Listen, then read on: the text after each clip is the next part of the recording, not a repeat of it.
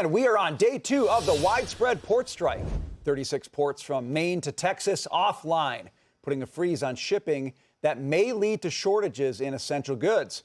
But first, the economy took center stage at last night's debate. Let's get analysis from Steve Moore, senior fellow at the Heritage Foundation and Committee to Unleash Prosperity co-founder. Steve, great to see you. I want to play for you a line last night from J.D. Vance going after former President Trump's critics, the so-called experts, on how they think he got it wrong on tariffs. Listen to this.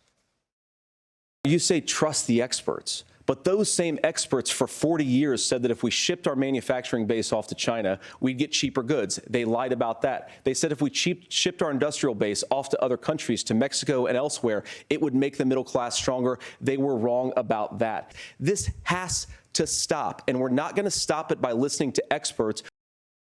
Steve, I think that's the centerpiece of President Trump's agenda, and I think J.D. Vance articulated as well as I've heard anyone say it. Your thoughts on it? I agree with that. And, you know, there's a jubilation right now in the Trump camp and among Republicans. It feels like almost a turning point in a race that's so razor tight. But there's no question that J.D. Vance did a lot of good for the Trump-Vance campaign last night.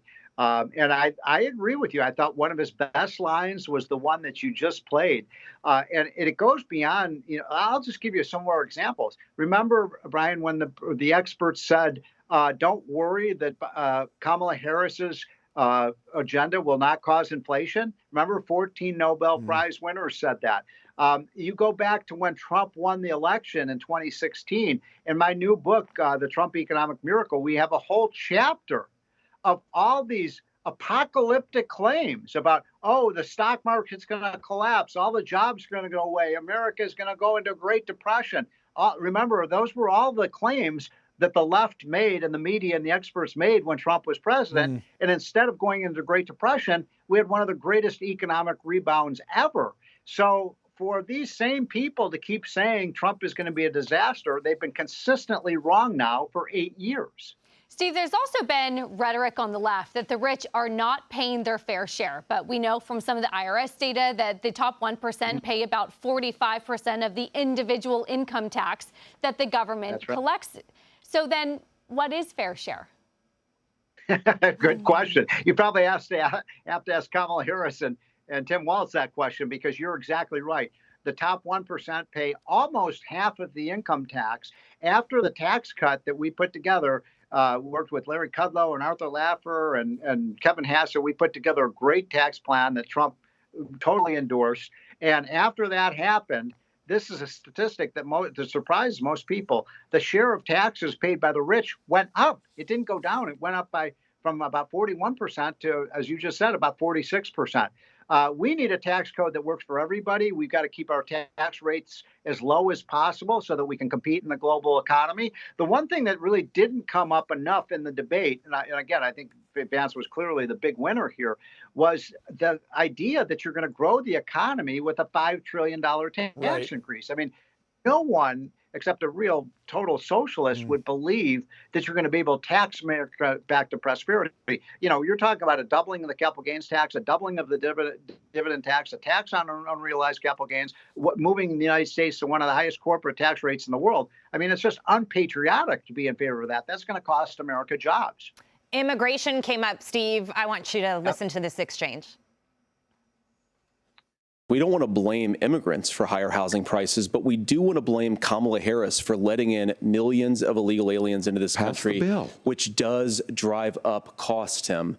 25 million illegal aliens competing with Americans for scarce homes is one of the most significant drivers of home prices in the country. It's why we have massive increases in home prices that have happened right alongside massive increases in illegal alien populations under Kamala Harris's leadership.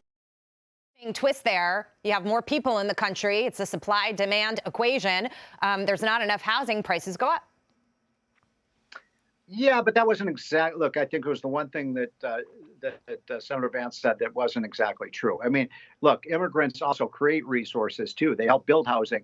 But the fact is that the reason that the housing prices are so high today is because everything's more expensive. And JD did make that point that, the price of energy, the price of lumber, the price of construction, everything is more expensive because of Kamala Harris and Biden inflation.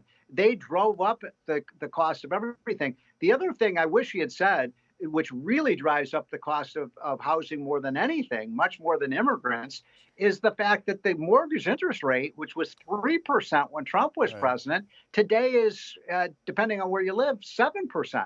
So that means, for a 30-year mortgage, your monthly payments are almost double, twice as high today as they were in, 2017 and 18. So that makes it really tough. Look, I have two sons that are both in their early 30s. They're doing well with their careers. They're at the stage of their life where they want to buy a home. They can't afford it. They can't afford it because the mortgages are so damn expensive. That's so true. And I'll just make the point that because the materials are so expensive, as you're saying, she has admitted, Kamala Harris, that we have a supply problem. We need to build more, but it's difficult to do so, Steve, when these prices are so high. And so I just would push back a little bit on the fact that there's not more people looking for housing right now, but we're out of time. Well, sure, that's fine. I just don't think it's the primary reason. I think it's a result of a runaway thing. I wanted to make one last point.